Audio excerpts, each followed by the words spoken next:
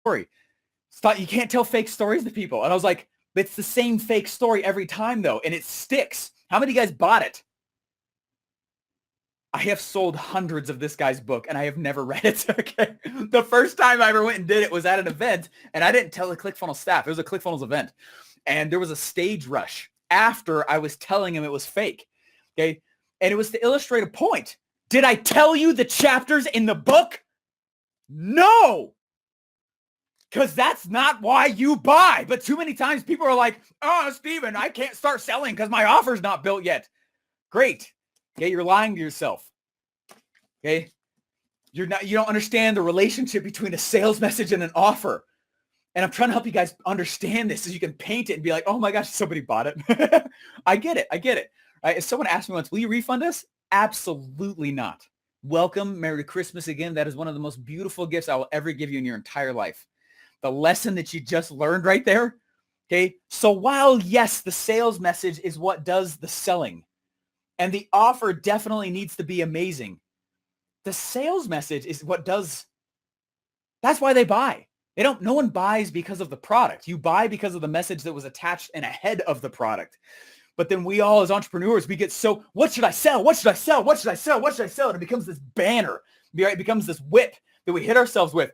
What should I sell? What should I sell? What should I sell? Right? I was stuck in that for 3 years. That is true. Okay. Everything else I tell you guys is true. Okay. Just know that that's the one story I like to jerk people around a little bit on because it messes with you, right? Because I need you to understand and wake up, sell. If you're an entrepreneur, you are a salesman, which is the most prestigious, amazing career I could ever imagine in my entire life. Okay. Salesman. But too many times, well, no, I'm not a salesman. You got to get over that crap. You're a salesman if you're an entrepreneur. It's sales. Okay. You got to know how to do it or you're not going to make any money. I don't care how good your product is, right? How many amazing products are left on shelves because no one knows how to sell it. That is literally the reason why Shark Tank show exists. They make great products. They have no idea how to market, zero idea how to sell usually. And because of that, they don't make any money. Okay. They make no money. So what did I just do here? And why did it work so well? A lot of you guys have never seen that.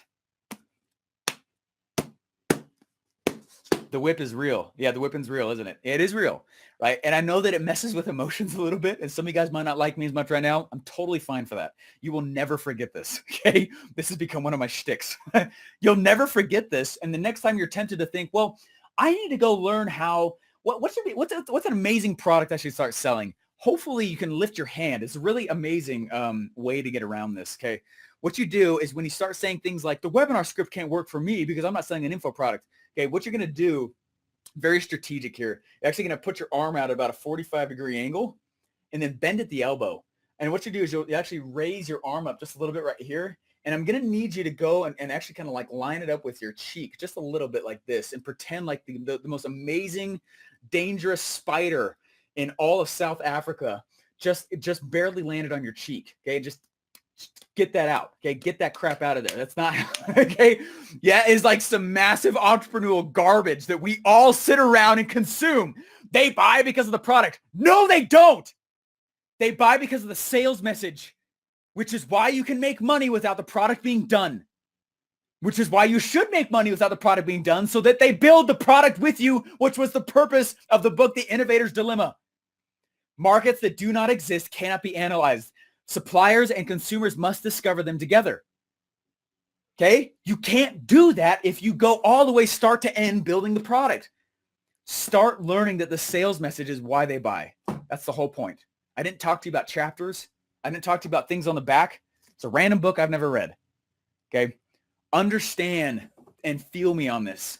Okay? Too many times we just focus on the product. The product is why they buy. No.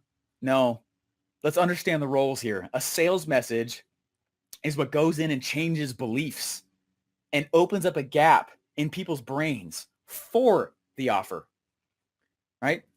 How many of you guys wanted to buy it? Okay. And that's great. That's great.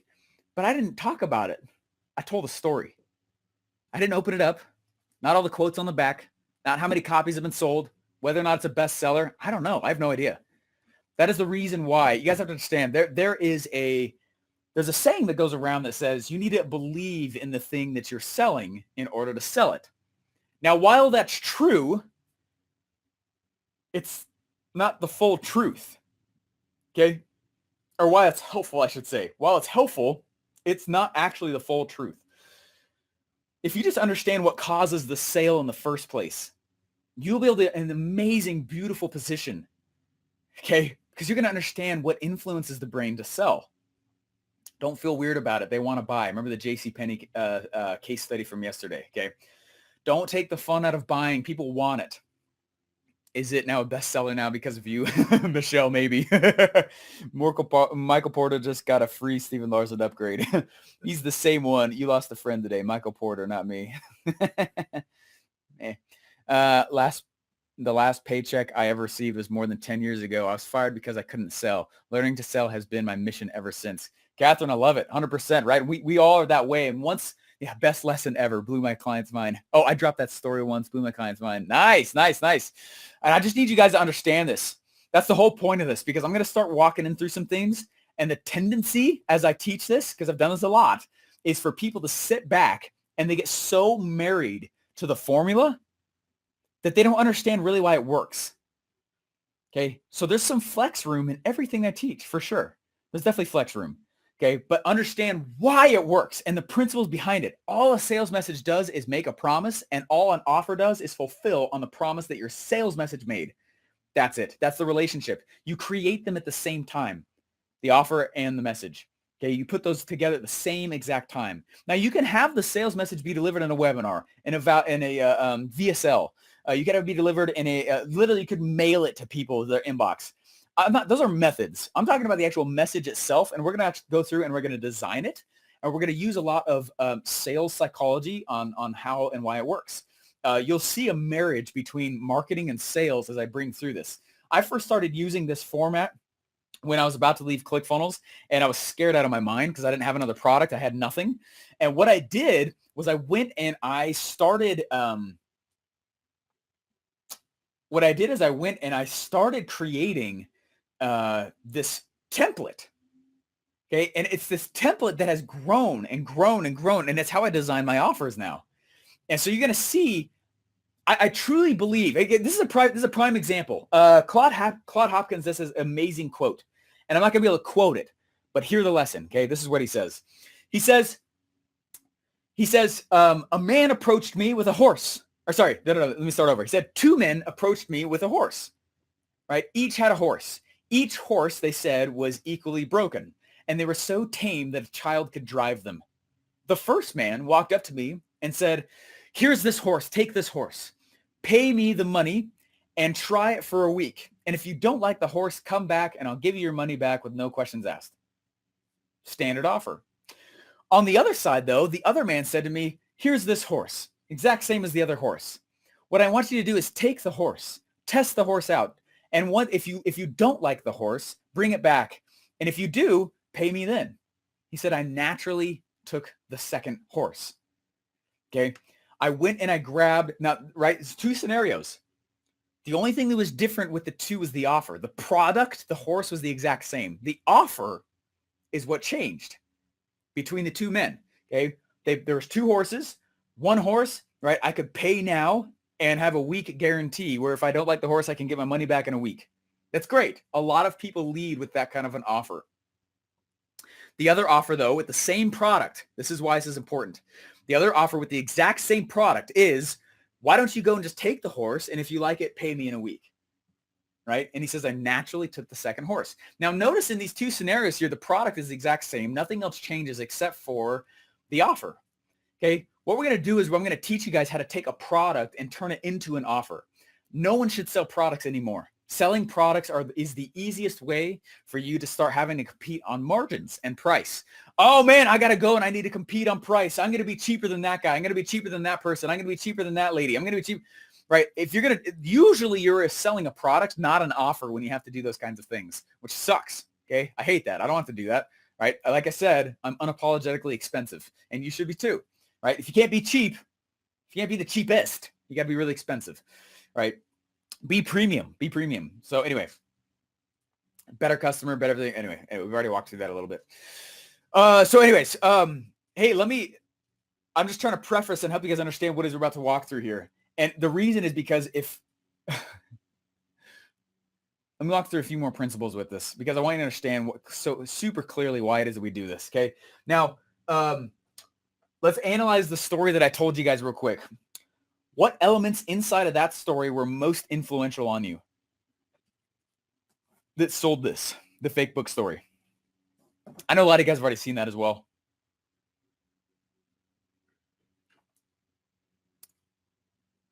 I've got 4 copies now. Nice. Subtitleless, please. I don't know what that means. Oh, how do I turn on subtitles? This is live. I can't turn subtitles on. This is all to say about those sales pages. Can I work under you for free? Emotion, your journey, impact, entrepreneurial failures. There we go, Dominic. There we go. Scott said the wealth of the man, the speed that I ran with, right? Okay, that impacted you, right? Right. In the internal and external desires were the same as mine, right? On the outside, yeah, I got this. This is the one that's going to make it. How many guys have said that? And on the inside, what are you saying to yourself? Crap! We're going to die in a gutter. Right? I've had those fears. I've totally been that way. Right? So that connected with you, right? That's why I lace those things in, because I know my market. Okay. The only one book implemented could change you that much. Yeah, that only one book could. Definitely. The fact that you seemed to be the answer to your wealth. Okay, cool. That I was a college student. Cool. Yeah, right. A poor college student living on loans. The question about your business made me feel so connected. On the first moment, saw you do that with the book, started looking for my copy. Oh, yeah. Right? Isn't that the power of it? That's super important. Javier, exactly, right? I go in, and the moment I raise the book for the first time, I've built up pressure. I've told the story. I've connected with things that you've probably experienced in the past. How many of you guys have done a dollar menu date, right? Or that's been your only option, or you've lived on loans for a little bit, or you're on business try 8 or 9, right? Or you've been going around and trying to act like everything's okay when it's really not. Or you're hoping, but you really don't know that it's going to be helpful or that it's going to work, right? You see what I'm saying? I know you. That's why I know what story to tell. Okay.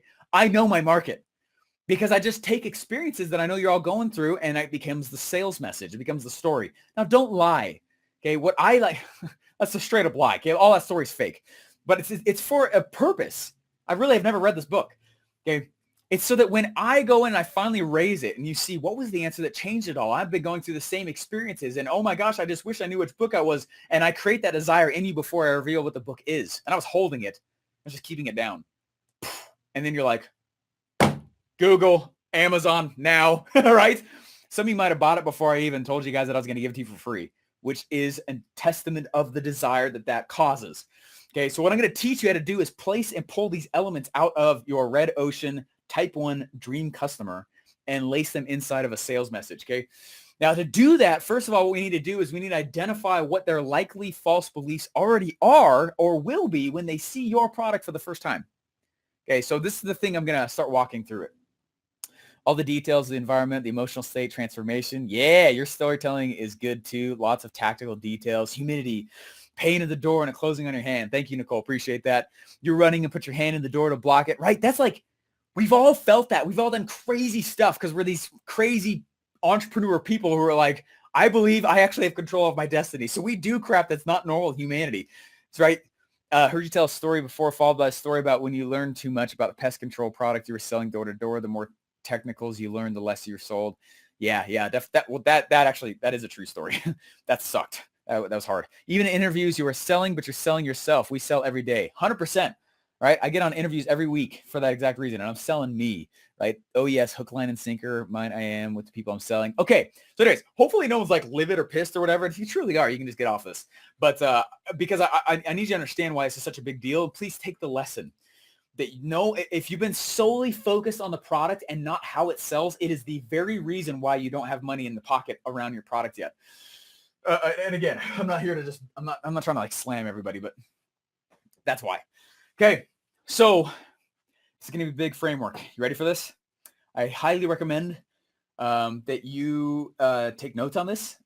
This is the framework that I felt comfortable because of what I'm going to walk through right now. It's the reason I felt comfortable leaving my job with no product. Big statement. Okay, here we go. Whew. Okay. First, we need more whiteboard space. Me designing out all the sessions on that side right there. Okay, cool. Here we go.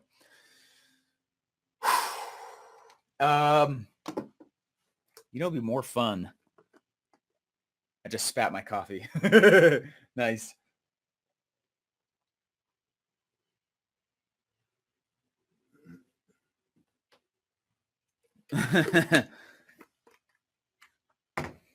Okay.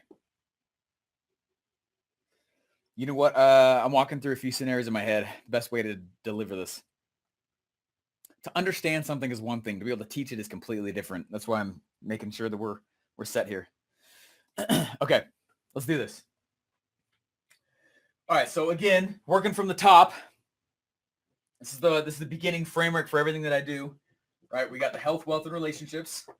You guys are gonna just get sick of that after a while, but hopefully not. It's good stuff. Okay, then we got the red ocean.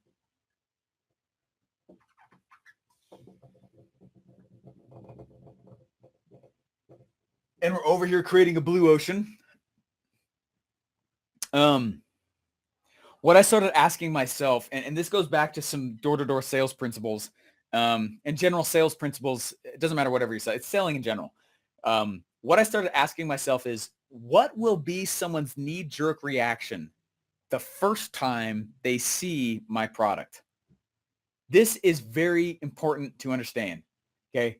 What is somebody, and so what we're going to do is I'm actually going to fill this board, and you guys are going to see how I walk through both the creation of the sales process and the offer at the sale, at the same time, the exact same time. Okay.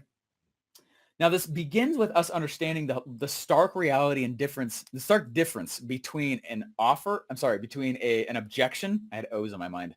Offer, objection. The stark reality between an objection and a complaint. Okay. A complaint is very different than an objection. A complaint is something where a customer just wants to be heard, but they're willing to get over it. An objection is something that a customer serves up that they will not give up. It will actually stop the progression of the sale overall. Okay, so what we need to do first of all is let's get through some vernacular here, okay? What we need to do is we need to list objections, not complaints. All right, so I'm going to come over here to the side. Let me talk into the microphone again to make sure it's loud enough here.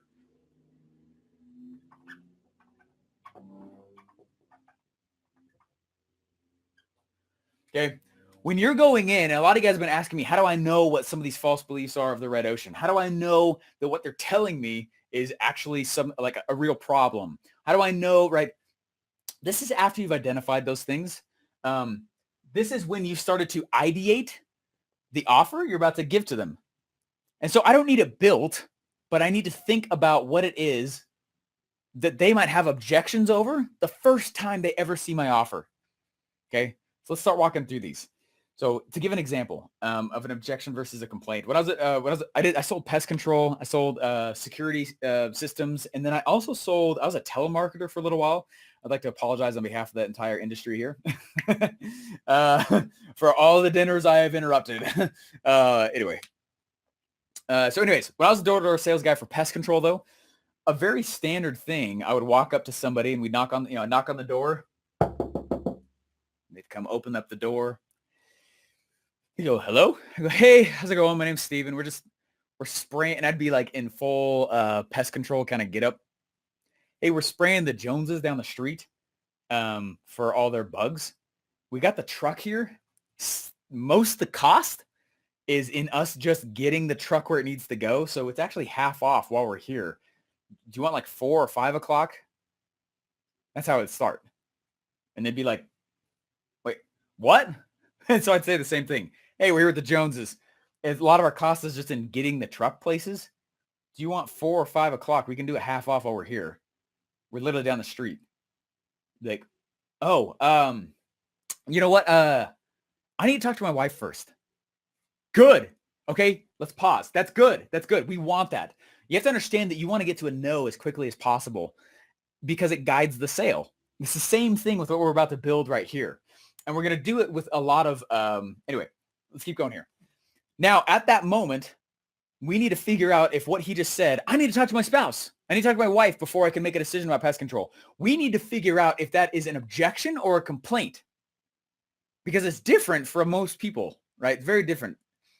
So here's what I would do is I would be like, oh no, I totally understand. I would need to talk to my wife as well. But like, to be honest, she probably doesn't like the bugs either, right? She doesn't like the bugs. And he'd be like, no, that's true. I was like, yeah, come on, let's make you the hero today, dude. All right, come on. It's 4 or 5 better. Just let me know. Just choose a time. And I just need to know if it's debit or credit. Now, at that moment, if he goes, all right, yeah, that makes sense. Yeah, she doesn't like the bugs either. I should just do this. Yeah, I'm like, yeah, man, be the hero today. Let's get you some brownie points. Come on, let's do this, right? And I step sideways with him so I'm not face to face. And I just hand him the thing and draw attention to the sales tool, which is usually the checkout sheet. Okay, that's how I would do it. And I was good. And I was one of the top guys as the first year for pest control for a while in that company. Okay, this is fascinating. Okay, this is fascinating because this is a crucial moment in the sale. And you have to understand this because this is what's going to guide a lot of these things. And you're going to create an overall sales message for the red ocean for that type 1. Okay, check this out. You were that guy? I was that guy, 100%. And I was dang good at it. Okay, I am proud to be a salesman. Hopefully you guys are as well. Okay, so anyways, so just back to the scenario here, right? Let's make you the hero here. Come on, she doesn't like the bugs either. Now, if he says, no, I really need to talk to my wife, that stopped the sale, right? He is not willing to move forward in that relationship until he speaks to his wife. That's an objection. If he says, no, you're right, she doesn't either. Yeah, honestly, this would be good to maybe surprise her. That was a complaint for that person. You see what I'm saying? A complaint is something they just want to be heard about and they want to have permission to move forward. So I'm going to give them something to move forward under. So I'm going to tell them, yeah, man, your wife doesn't like the bugs either. Come on, let's make you the hero today. Let's do this. It's 4 or 5 o'clock better today. And he's like, oh yeah. And he attaches to that and justifies it that way. Yeah, sounds good. Boom. That was a complaint. For me to go in and say, hey, come on, let's make you the hero today. Let's do this. And he goes, no, that's an objection. I object. I will stop this. Poof, stops the entire sale. Okay. Makes sense? So what we need to do, and be careful of this, because one of the things that will botch this at the beginning is if you list out complaints when you think that they're objections. Okay. Now, while they are different for a lot of individual people, you'll still find that the overall beliefs held by an ocean, there's still going to be there's overarching objections that the majority of them all carry because they have similar beliefs. Make sense? Okay, here we go. So I'm going to go in and I'm going to list a whole bunch of objections. Now I want to run through an actual scenario here. In fact, you know what I'm going to do? Oh, it'd be fun? Okay. Okay. Watch this. This is truly live. Okay. Here we go. All right.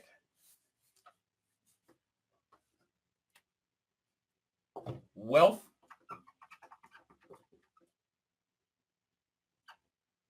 And I am selling to the ClickFunnels space.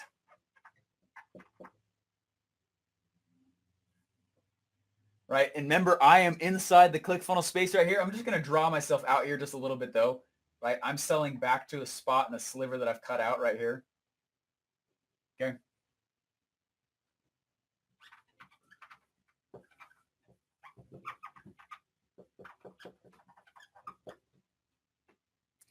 Boom.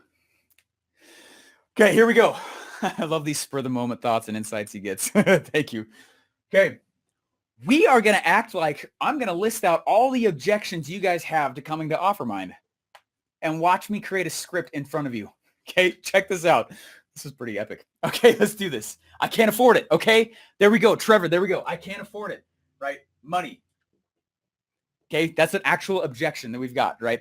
Okay, what's up? What else? What are like those knee-jerk reactions you don't even think about that are actually straight up going to stop the sale? What else would you guys say? I'm coming over here to the comments to check this out.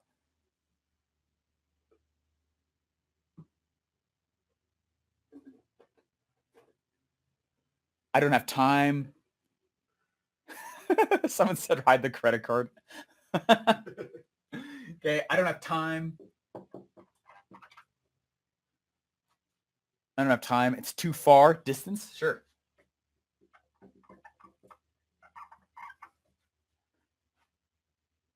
Let me ask my spouse. Definitely.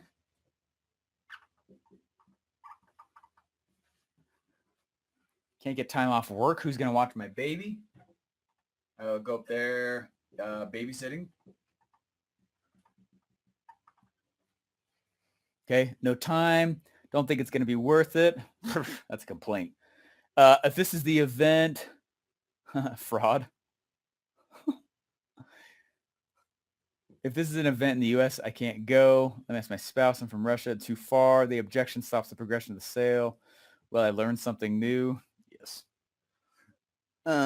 Fraud. Yeah, right. Too far. Does it work? Not techie. There we go.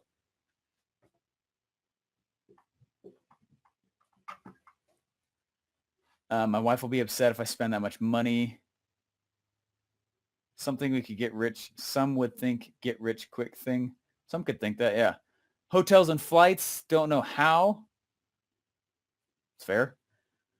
Can't come over there. It's too far. What will my family think? Ah, that's a good one.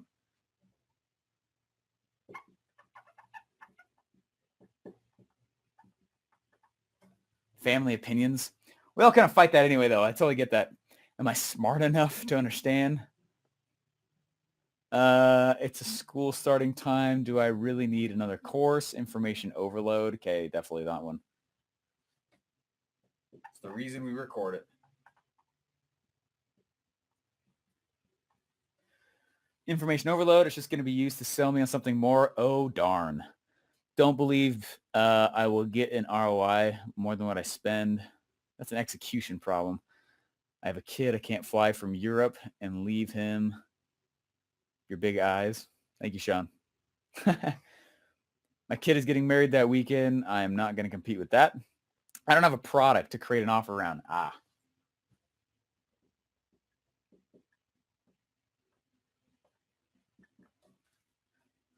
have to rearrange my sock drawer.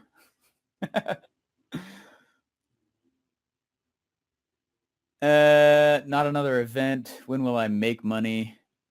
When you stop going to other events. He didn't say how much, so how can he say expensive? It's a good point, Sachar, definitely. I have to arrange. Is it the right information for what I need right now? If we're not making money, definitely. Information overload, good one. Too much vogue. Complicated compensation plan. There is no compensation plan. What about implementing? Is this proven to have worked for someone else before me? Only thousands. I have brand new. It's already booked full. No, it's not. This is my actual event we're talking about. Okay. I don't know how to create copy. We just assumed it would be expensive. That's good. That's actually a very clever observation. Will this work? If you do it, busy making my logo. Okay, cool. Now we have enough data here, okay, to start the process. Now, what I would do if I was really doing this, though, is I would go back and I would double, triple, quadruple check that these truly are objections and not just complaints, right? Not just like babysitting. That shouldn't stop the reason why someone does something, right? And my target audience, that's not typically the scenario that they're in, right? So I'm going to say no on that one. Talk to spouse. There's two kinds of people that show up to my events.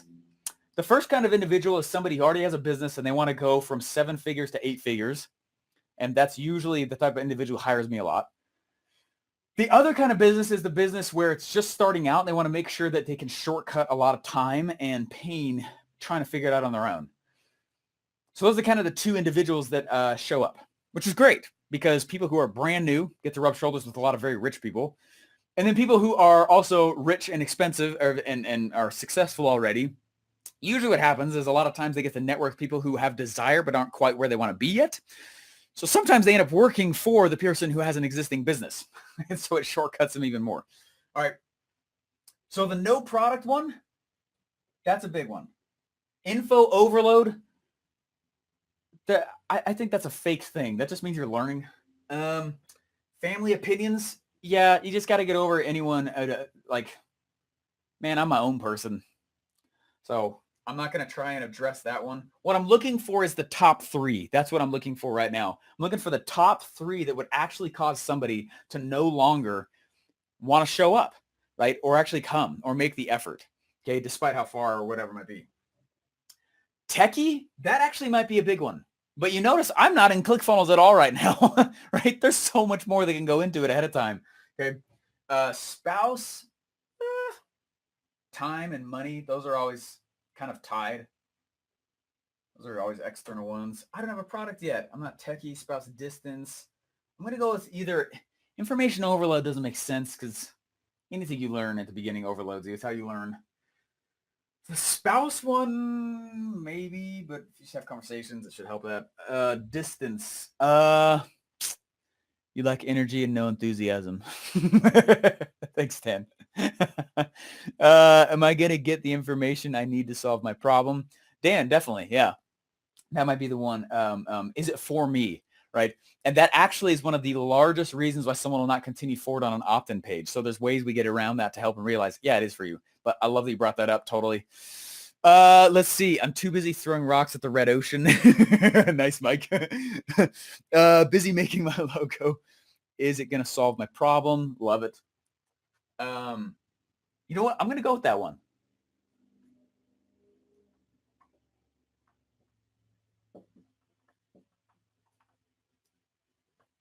Okay. Because the no product one typically obviously attracts an individual who's just starting out, which is great. And usually those are the types of people I spend the most time coaching. Funny enough, the ones that I get hired enough by though the most are the ones with existing businesses, and it's the same 4 or 5 tweaks every time, and it adds a lot more cashola.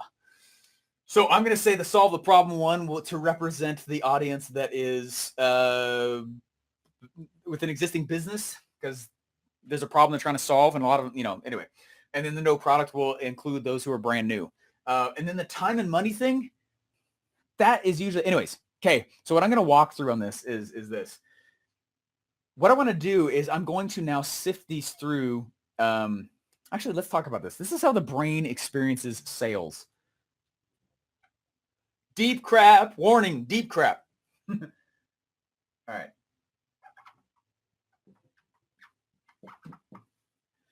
Anytime you feel any level of stress, please tell yourself it's not hard, it's new. Okay? Okay, here we go.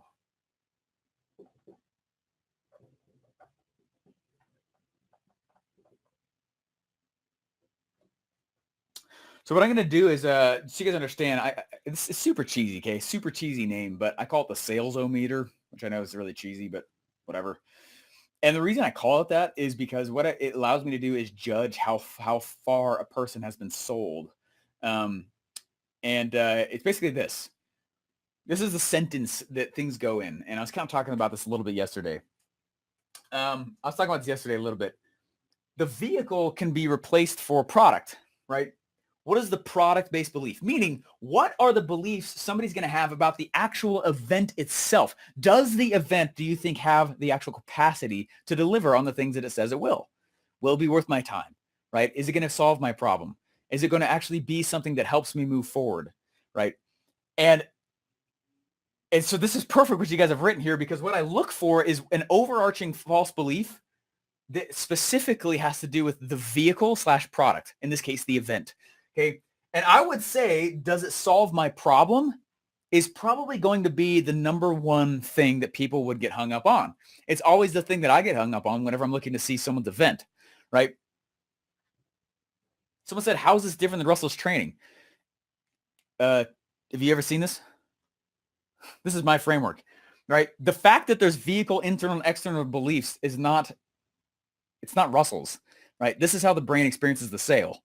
And so he talks about it in Expert Secrets, but what you're about to see and walk through here is completely different. This is my own framework. And what you'll see is how it fuels the core offer as we move forward. It's actually part of the same graph as we keep going. What's up, son? Okay. All right. So vehicle, up here at the top, we got solve problem.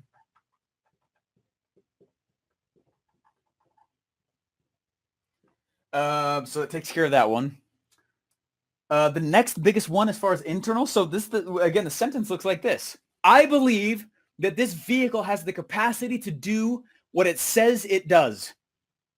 And as soon as you can get somebody to believe that, they graduate to the next belief, which is usually internal. And that's usually the insecurities that an individual has. Insecurities, internal hangups.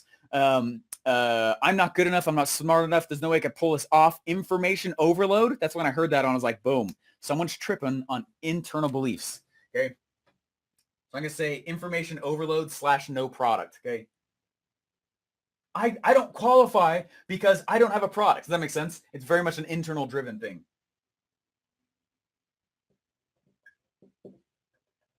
Funny enough, that was actually one of the biggest reasons I was scared to go to Funnel Hacking Live the first time. I assumed that everyone there was going to be these deca millionaires, and I was going to be the guy with his, his thumb in his mouth, just like this little kid that, you know what I mean?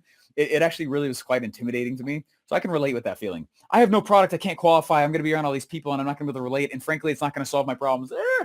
Turns out that was not true. And I was just freaked out. All right. Okay.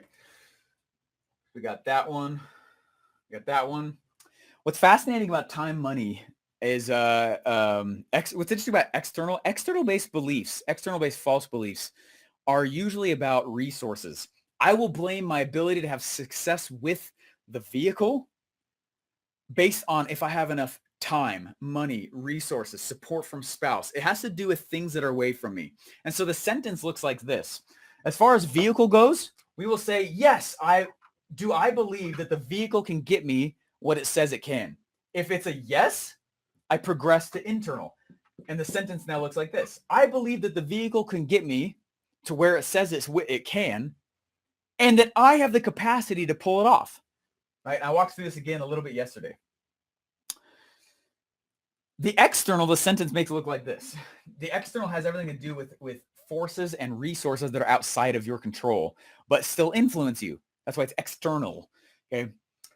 Yes, I believe that this vehicle has the capacity to get where it says that it can go, right? It has the ability to pull off what it says it can overall, just generally. And that I have the ability to pull it off as the pilot, and that I have enough resources to get where I'm trying to go with the vehicle. Okay. So do I believe that? Boom. As soon as I can get somebody to progress in that order through a series of false beliefs I know they'll always have, that's when I drop the sale. I did this to you in the fake book story, right? Vehicle, something I'm not doing, all these things that I'm doing are not working for some reason. I can't figure out why, and it's been really rough. And please, somebody come to my rescue. Someone tell me what's going on, right? I even named the fact that I was on business try 8 and 9, and the vehicles that I was in were not actually getting me where I want to go. That was the theme of that story. Okay, it's a vehicle-based story. I go through a little bit of internal, but I'm running. I was going hard. All right, I'm doing all sorts of stuff.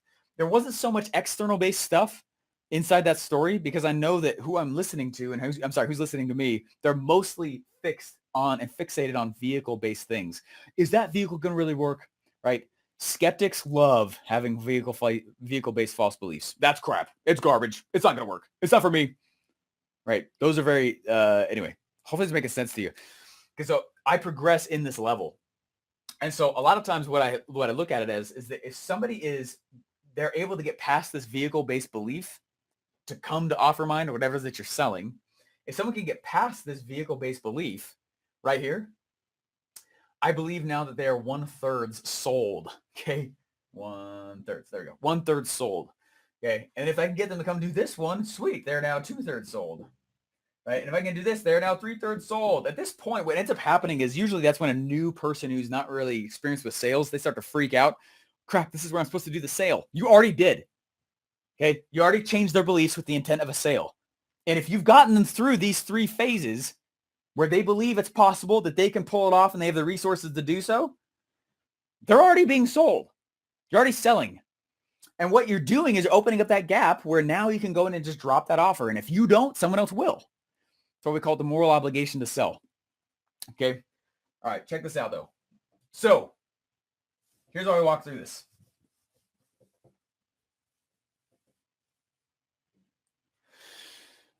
As soon as I got 2 ClickFunnels, it was about a month or 2 afterwards. That's when we started doing a lot of drafting for the Expert Secrets book. So it is 100% Russell's book. but I was able to be and see a lot of behind the scenes of the creation of the book and ping pong back and forth with him. And it's cool. It gave me a little shout out in it, which is nice. And so 100% his book, but understand that I was very much part of the ideation of some of these concepts inside of it. And Russell's book, but very much part of that there. And it's been fun. So some of the things that I'm able to go through and do and use this framework for is definitely intended in other ways inside the book. But I realized, oh my gosh, there's these applications to what we've talked about in these other spots. That's why some of it, they're like, it looks like it's Russell's. It's not, but it does come from his book. Okay. I don't have a product, Stephen. I can't move forward. Okay. Will this really solve my problem? Okay. That's a big one. I have no product. I don't qualify to use this vehicle. I don't have enough time or money, Stephen. I don't qualify to use this vehicle / or come to the event. Make sense? Hopefully you guys can see and start to apply this stuff and figure out how this stuff could actually work for you as you keep moving forward on this. Okay. All right. Yeah, baby. Starting to see Xavier. My business is completely different. Yeah, that's definitely one people could say for sure. I'm completely different than that. We've done some crazy businesses. All right. Now we have to understand is that every single belief, now that I understand what most likely the major false belief of each category in their brain will most likely be, right? You have to understand the reason why I'm teaching how to do this stuff and why it's so different than one-to-one sales. In one-to-one sales, I can adapt and I can adjust based on what you say, right? So when you pop out and you're like, objection that you weren't planning on, I'm like, oh, sweet. Not many people have that objection, but I've got this pre-built story, arrow that I'm going to go fire at you to tell you that that is a stupid story and a bad belief. A stupid belief that you have, right? And that's a false belief. Let me bring your attention to that, right? That's what the benefit of one-on-one selling is. I can be really fluid and the customer will guide the sale. And any salesman who's on here knows that, right? The customer guides the sale. It's why you want to get to the first no as fast as you can. What I'm teaching you here is not one-on-one sales. This is how we create a one-to-many styled sales message. It's the reason why while I've been on here, we've gotten sales that have come in. I'm not the one doing them. It's because I'm good at creating a one-to-many sales message that is good enough for a lot of people inside of the actual red ocean, whatever it is that you're creating. Okay, so that's why I'm helping you guys identify these things. Now, there are beyond primary false beliefs, there's definitely secondary ones, right? Is there one that was a secondary, like, oh man, this one would go good here as a secondary. This one would go here as a secondary. And I definitely use them, and I definitely use them in different parts of the scripts, okay? But this vehicle, internal, external, like I said, let's keep going with those as the example. Now, every belief is upheld by story or some experience. There's some experience you had, something installed the belief in your head, even if it was false, right? So I call it the old story. So I'm going to say OS for the sake of space. Now, what do you guys think the experience is that fuels the belief that the event OfferMind may not solve your problem?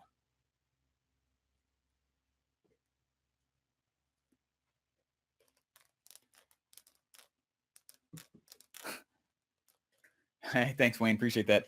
Is it correct to say that you want to weave past common experiences plus the VIE objections into the origin story? Yeah. I've been trying. Oh, I've been trying something like this before. Hey, I think you're spot on, right? What is the belief? I'm sorry. What is the story or experience that someone may have experienced or gone through, I should say, that causes them to say something like, is that going to solve my problem? That, in my opinion, reeks that they've been bitten in the past. Right? Yeah, it's going to be a pitch fest. Definitely, right? Exactly. Those are the same kinds of things. I've tried and I've failed many times in the past. I've been to a pitch fest before, past experience. Last time it was just me for 2 days on stage. This year for me, it's just me for the first day, and then it's me for half the second, and Russell Brunson's going to come speak and teach as well. And then I got like 1 or 2 other speakers. I don't like a lot of speakers. I want them when they show up to go crazy deep. It's not like a normal event. Yeah, exactly, Dominic. Right? I went to other events and I didn't get the results that I wanted. Right? Belief. I don't learn in those types of environments. Yeah, okay. I've tried previous lessons in my business, had no results. What makes this guy so special? Yeah, exactly, Sean. Right? Like those are the things. Now, a lot of you guys are saying single statements, but what is it like? an experience I went through, right? Like somebody said, I've gone to those things in the past. Like that's an experience. And I wager that that's probably what it is that would cause somebody to say and reconfirm that belief. Well, I remember this one time I was at this event and it was just a freaking pitch fest. They actually didn't teach anything. It's a waste of time, waste of money, right? Is this going to be like that? You see what I'm saying? We all do that, and that's normal. It's natural. We all do it. But we all, what you're trying to do is identify those stories, because these are the stories that you take to pull out and actually tell your sales story, right? This is how I knew how to tell a $1 McDonald's menu meal story, right? I took out those elements because there's beliefs inside of you that I knew you have and experiences that have been seeding those beliefs. Why don't I just lace those into the story, right? Again, be ethical, be moral, please tell the truth, tell true stories. Okay. But that's why this is so powerful. You're going to join with the experiences that they've been going through in their lives while they've been trying to get the outcome they want to go for. And you're going to take those and you go put them inside of your own. And suddenly it starts to break their beliefs while they see that you are a new option. And I'll tell you why that works as we move forward here. All MLMers are Ponzi schemes. That is not true. I'm sociophobic. Totally get it. I am a little bit as well. Drama stories we see all the time instead of teaching turn into bore fest. Sure. Yeah. Hopefully you guys like my style where I lace the story in through the teaching. Because I think you need both. I don't like just dreamy crap, and I hate rah-rah. That's why, anyway, a lot of people ask to speak on my stages, and it's just me usually, or guys like Russell. Okay, that's it. Okay, cool. So let's say that's what it is. So past experiences that Stephen, I've gone to an event in the past and it was crazy. Now, you guys seen the tie on how you can use this in your own business? I'm just using a product of my own. Okay. So I think it'd be better than me just walking through the whole thing. Okay. All right. So we go in. Stephen, I see that in the past, there's been a past event.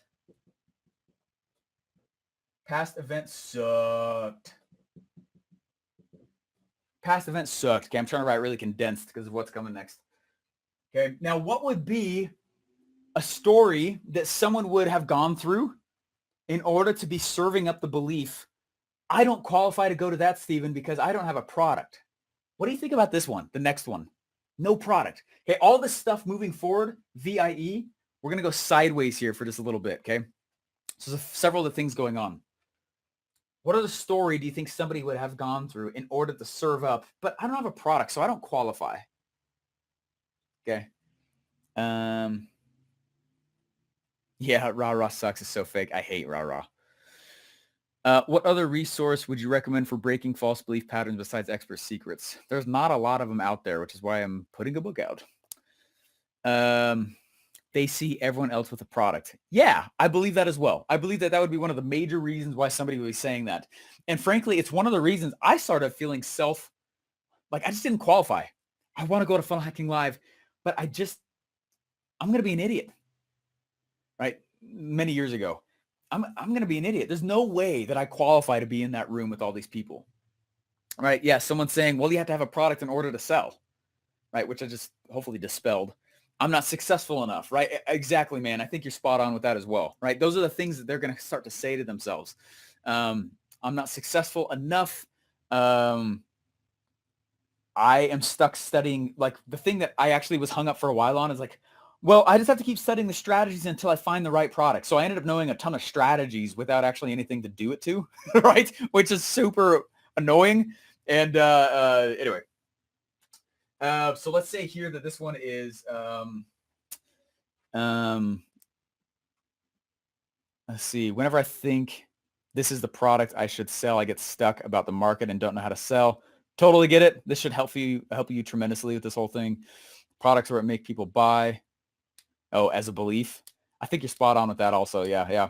They see everyone else with a product. Everyone else has a product. And even though it's not logical as we say that, it feels that way when you're in the middle of kind of that pain, right? Everyone will have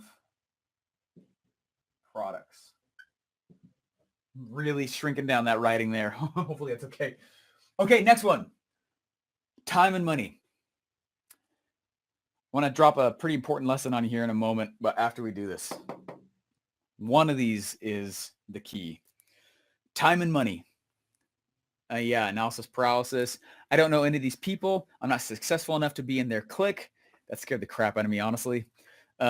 Busy in the head. A lot of new stuff jumps in, like which one when you can do all, not knowing it's a family like FHL and you're accepted. Yeah, definitely, right? Right. Now, some of you guys are getting to solutions, which is totally fine. We're just trying to look at existing experiences that they're harboring these beliefs with. So time and money. Why would somebody say I don't have enough time or I don't have enough money? I have prior engagements. I have things going on, but that's probably not it. Like, what about let's go deeper with this. I've spent money on events in the past, and where does the ROI come from? It was cool. Last OfferMind, I went and I started talking to those who showed up. And it was a good crowd. It was quite a few. And what was interesting, it was like the crowd, the audience overall of what they generated individually from what they learned at the event. It was like in the hundreds of thousands of dollars within like 2 weeks. It was nuts. It's really exciting. Didn't get what I was promised at the event. Yeah. Last time I went to an event, it was a waste and I missed my mortgage that month. Yeah. Right. Maybe they had some really painful experience that they're like, so they're feeling kind of they're feeling pushback inside themselves, right? Not converted. I don't have enough money to buy groceries, much less the event fee, hotel, travel, meals. My business of looking after my family means no money. I don't believe that this should be a top priority. Yeah, I want to make sure I spend my money on something worth it. So we're worried about ROI. It's kind of the overarching theme that I'm seeing. Okay. Okay. Anyway. Last time, there was no ROI. I spent all this money getting to the event. Last time, there just wasn't ROI. I got nothing back. Now, I will tell you, let's keep moving on here then. Thanks so much for your input. This is really cool to kind of do live like this, but this is frankly what I go do. And I've won affiliate competitions with this exact format I'm bringing you through. I've created products from scratch that had nothing, and within 2 months made 6 figures. There's several things that I've gone and launched in this manner because of what it requires me to understand about the customer. I'm going to give you some hacks to this as we move forward so you can speed up the process of it. The biggest thing I don't want anyone to get freaked out about is like, oh my gosh, I've got to go and do all this stuff. Like, well, first of all, yeah, if you're bringing a new product to market, like there's a lot that goes into it. And it always frustrated me in college whenever I was in my entrepreneurship classes or marketing classes. I have to go write these massive research papers. I mean, huge research papers, massive. And what they would be, let's go figure out the market research. What the heck does that mean? Right? Market research. I didn't know what that meant. And so I'd go learn stuff, but I didn't know what stuff mattered. That's why this stuff has been so important for me as I move forward. And hopefully you guys are starting to see that going on. But anyway, what I want you to know and take notice of, to break beliefs, it's a matter of merely telling a new story, right? Tony Robbins even talks about this, right? You want to change your life. All you got to do is change the story going on inside your head. That is very true.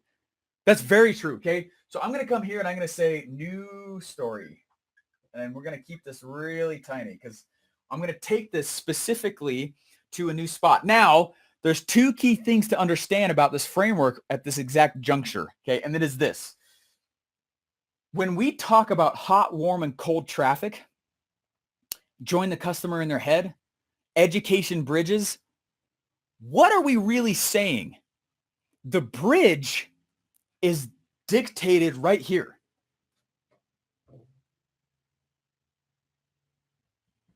Okay. That's the bridge. It is how much story, how much content do they need to consume, right, in order to take on these new beliefs and go buy the product. If they need a ton of story, right, that is cold traffic. They need a massive amount of content. That is cold traffic. The shorter the education bridge, the easier it is to sell them. Okay, fascinating, very fascinating to look at. First of all, when they're like, what does that mean to join the customer in the head? That, again, that always pissed me off. That's what that means right there. The second thing though with this is understand that like there is one of these beliefs that is the hardest to break out of all of them. Let's think about this. The vehicle, specifically we're talking about product. Okay, the vehicle-based belief that we are breaking, often it usually doesn't take much more than telling a story about the new offer and product that they didn't know that was there. It's just a little bit of product education. Okay, the vehicle is actually one of the easiest ones to break. Funny enough, it's actually the major focus though of mainstream entrepreneurship, right? We'll go and just give them some product education. That's great. But what happens is you sell an individual on the possibility of that vehicle working, but not their ability to actually do it as well. Okay. That's why it's tiered in these levels, right? Typically, not always, but usually we go from vehicle down to internal, down to external in that order. And we will only progress the moment we start to believe the prior. Okay. So I'm going to go in here and what I'm going to do is I'm going to tell stories about last OfferMind, right? Making a sales message about OfferMind. I'm going to go and I'm going to tell stories about OfferMind last year and previous events I've done where there's just been insane success, whether you've been new or existing and experienced. Does that make sense? So when you come in here and they start to believe that, the next one that people usually jump to is external. Well, if you're not buying yet, it's typically probably because you're worried about the amount of money. Usually that's not it. People get stuck on the internal more than the external. Can I do it too? Is the scarier question than do I have enough time or money? Can I also do this? Can I also pull this off? Is this something that I could do? Can I pilot that vehicle? Right? And that belief is the one that is the hardest. That is the one that keeps people back. From my own experience, right? That's why identity shift and identity crises, like I was talking about with Red Ocean Analytics and what we were talking about in the very first session, all the way throughout, internal based identity, taking on that new identity, right? A diehard, they're super hardcore in their identity. It is the hardest one to break. And it is the one that is also the most vital. Okay. So the vehicle, just usually to break that one and rebuild it, we just got to tell new stories about the vehicle. Like it's usually just a little bit of product education, and that's kind of it. The external, time and money and resources and stuff like that, man, you can bootstrap it, right? There's ways to get around it. There's it's very hard to fail in America even, right? There's welfare, like there's government housing, you can get on food stamps. I mean, it's actually hard to hit rock bottom in this nation. Which is also why people get lulled in security and then they don't do anything with their lives. Okay. Very huge pro, very huge con. Side rant. Let's move on before I keep going on that one. Okay. But the internal, I usually put a box around it because the internal is the one that people freak out about the most. And they're like, gosh, I just don't know that I can do it as well. Yeah, people do it, but I just don't think that's for me. When you hear people say that, that is literally the testament that they have been sold on vehicle, but they are stuck on internal. And when I am talking to people and I'm looking at comments, I'm actually running through a filter in my mind. Would I be somebody who's stuck on vehicle in order to have said that comment? No, they're probably sold on vehicle. Oh man, you know what? They're actually probably sold on internal as well.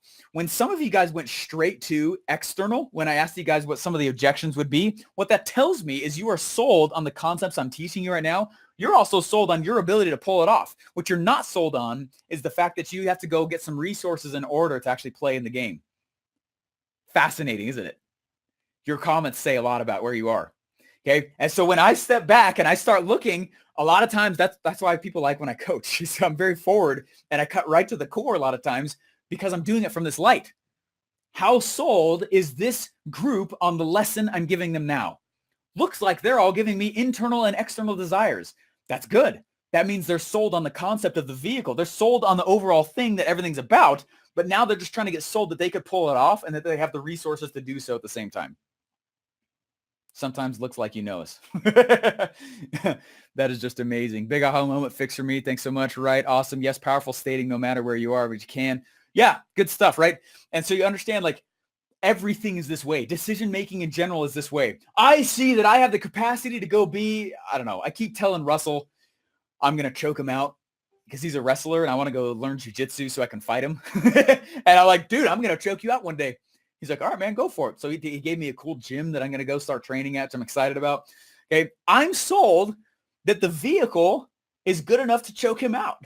I'm also sold in my ability to go learn that if I dedicate myself to it. What I've not been sold on, and the reason I've not moved forward, is because I'm stuck on external-based beliefs. Time's the thing that's been keeping me back. And I'm like, crap, man, I want to go choke him out. And I keep looking at him like, what's up, son? Right? I don't know if you guys watch Funnel Hacker TV, but I wrestled him in a robe at a hotel in a conference room, and he bruised me so bad. Anyway, does that make sense though? All decision-making is made in this kind of preface. And when you sit back and look at how you've been behaving, it's fascinating to watch what you say. Oh, yeah, right. I'm not going to name any names on this, but there is somebody that I'm close to. He will never do anything. And I keep saying things to him like, hey, you could go do X, Y, and Z over here. He's like, no, I know people could do that, but I'm just not that kind of guy. It's just not for me. It's not in the cards. I have another lot in life. And I'm like, oh gosh. Right. They're like struggling financially a little bit. Like, oh, I'm just not going to be that kind of guy that goes and does that. Where is he stuck? He literally said, I am sold on the fact that option exists, but it's just not for me. Internal capacities, internal insecurities, inhibitions, things that hold us back from moving forward. When we start to sell ourselves on the ability to move forward, understand that it's also the same psychology that I use in a sales message, because it's the same mental process. I believe that has a capacity, and that that vehicle can actually get me to where I want to go, that I could also pull it off, and then I have the resources to do so. Funny enough, the internal is the hardest. External, usually that's just when you get a little bit forward with people and say, like, look, sack up. If you really want it, figure it out, right? It's true. Okay, vehicle, usually just a bit of product education. And one of the easiest ways to do that is by publishing. Okay, publishing like crazy. Internal beliefs with publishing, one of the easiest ways to do it is to tell stories about your own mental psyche, about what's been happening and how you've had to grow in your own game. That one really breaks a lot. I have one of my most popular podcasts is an episode that I did, Sales Funnel Radio. There's a podcast episode that I did about talking about how Steve killed Steven. That was one of the episodes where I had just an astronomical response from. And was I talking about offer creation? Was I talking about anything to do with sales funnel design or offer design? No, right? Steve killed Steven. He killed me. That's funny, right? But the reason it was so effective for people is because it broke and rebuilt internal beliefs, which is one of the hardest to go do. Okay. So I'm just giving you this backdrop so you understand while we move forward in this, like, this is what's going on in the human psyche. And it's not just because we're in a sales environment. It has to do with behavioral psychology. Okay. That's why this stuff's so powerful. So I'm going to go in. What are all your objections? Okay. Since it's a one-to-many pitch, what are the top 3 in these 3 categories in this order? All right. Right. And this is what I do to at least plug and play. And then I shoot it out to the marketplace and see if they liked it. I don't obsess too much. Okay. And then I'm going to go in and what are the stories you tell? Cool. That's literally helping me figure out where to start my stories with the new story. Okay. Here is a crucial moment, and this is what's moving on next here. Okay. So what we're going to do is we're going to create, I'm just making sure I got enough room.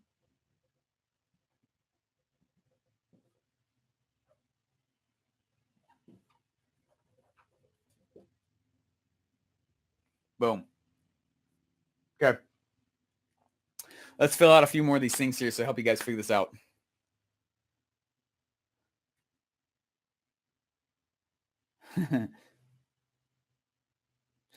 Do you try to select testimonials that answer specific VIE? Yeah, exactly, Eric. That answer specific false beliefs. Yeah, I do. A lot of the false beliefs, a lot of the testimonials you'll see that I go and I capture are the ones that I post a lot of times are the ones that I saw like, oh my gosh, they are answering an objection that I've seen a lot of people hand off that I didn't realize they would have. My sales message doesn't really cover that. And plus, it would be more meaningful if it didn't come from me. Okay. Yeah, exactly, Eric. Definitely. Okay. I bought my ticket 6 months ago just from seeing your message. I love it. Yeah, definitely. Yeah, absolutely. This is the deepest marketing shiz I've ever experienced. Love it, Richard. Yeah. Someone asked, hey guys, I don't know how to subtitle it. Plus, I don't think you can since I'm live. This is actually live. It's April 18th. I get internal beliefs for expert businesses, but if you were marketing to pest control businesses online, not face-to-face, what is an example of an internal belief the prospect might have? Good question, Kevin.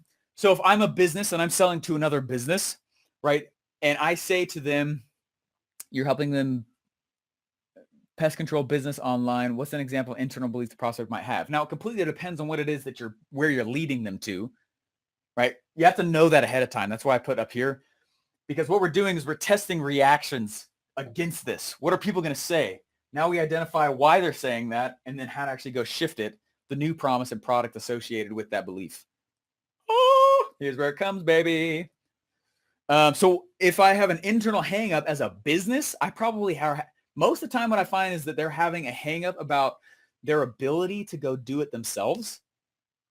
Oh man, I have to go learn new training. I'm focused on running my business. I don't want to have to learn. It's an internal based thing, right? I don't know. Knowledge is a very internal based one. Anyway, it's all just super internal based one. And then when you hear them start saying things like, but then we would have to hire people to start running that process. That's no longer internal. That's now external. It's resource based. I have to expand my resources and in order to pull that off. Anyway, yeah, that's probably what I'd say that. It's all good.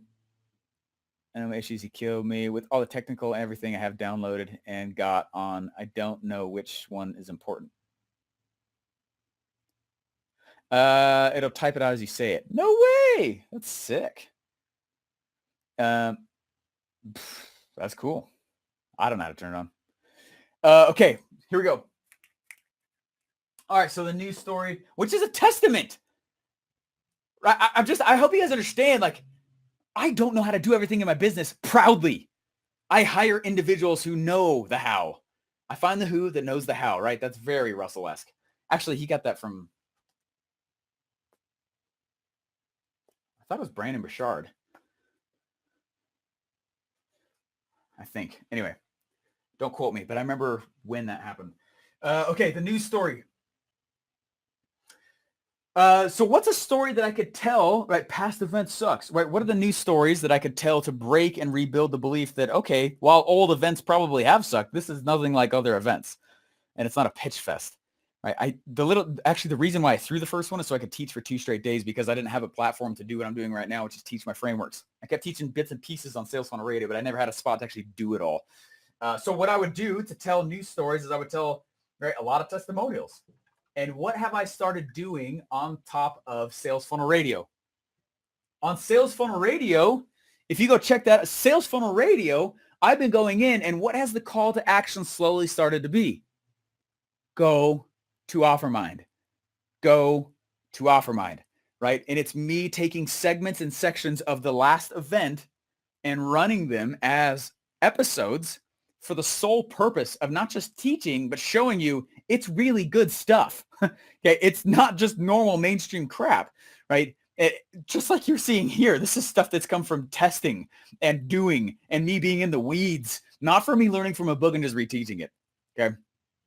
So you've seen a lot of testimonials, right? Me doing a lot of old speeches from the last one. I'll say like old speeches, run as episodes, right? That proves like, oh man, it's one of the reasons I'm doing this now. Okay, next one. Everyone will have products. What's a story I could tell to help people realize that everyone doesn't have a product? And there's in fact a ton of new people that show up. Same thing, actually. So I go and I tell testimonials and I grab stories and segments and chunks from last time and I go and I run them as episodes, and there you go. It's the same thing.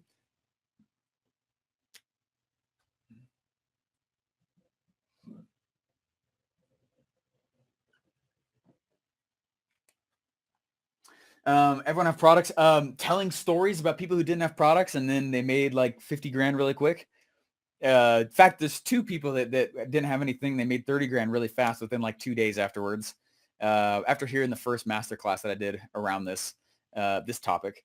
Anyway, stuff works. People just do it. They can't get past their own stuff sometimes though. Story of what happened at your last one. Successes that happened. Exactly, Nicole. Definitely. It was from Dean Jackson. I don't think so. But maybe. Yeah. Proof is in the pudding. Definitely. What if you don't have testimonials?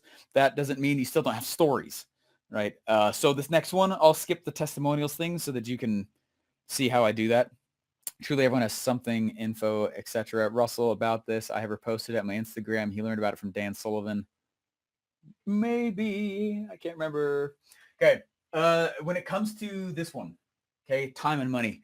There's a story of my sister. She had the option of buying groceries and paying for bills, or going and buying a Funnel Hacking Live ticket. And she said, what should I do? And I said, would you like the broke person answer or the rich person answer? And she said, I want the rich person answer. And I said, all right, what you do is you need to understand clearly that you're not going to let yourself die. She goes, what? I said, think about this. If you go and you buy a Funnel Hacking Live ticket after you pay for groceries, right? So first go pay for groceries, pay your bills for the next month. Are you going to put yourself and your back against the wall in a fashion that positively pressures you into finding ways to make money and actually get a Funnel Hacking Live ticket, right? Most human beings on this planet are not willing to put their own backs against the wall. I very much am. Okay, I very much am. And so I said, are you willing to put your back against the wall voluntarily and feel positive pressure? She said, all right. I was like, you can still make it. I'm not pressuring you, but you can make the decision. Just understand that you are being blessed with the decision right now. The first decision you can make is to go get a ticket at Funnel Hacking Live. But second, right? What I'm saying, this is what I told her. I said, first of all, go pay your bills, go pay your groceries. And then hopefully you feel enough pressure and you put yourself in scenarios where you find the money to go to Funnel Hacking Live, which is like $1,000 for a ticket. And I said, or do it the exact opposite, like a rich person would do, and pay for the event and then figure out with the pressure that created, good, positive pressure, because not all pressure is bad, right? I just did an episode about eustress. Very key, very important. I'd go listen to that if you haven't. Okay. I said, or what you can do is buy the ticket first, and then you're not going to let yourself die. That's up to you. Okay. So I would tell the story. And that's what she did. I didn't know what she chose. That's what she did. She's like, I'm going to go buy a ticket. I said, awesome. That's super cool. No joke. Within like 2 weeks, she had done things in her life with a confidence that she had never done in her life ever. In such a fashion that she got a first paying client that more than paid for her ClickFunnels stuff.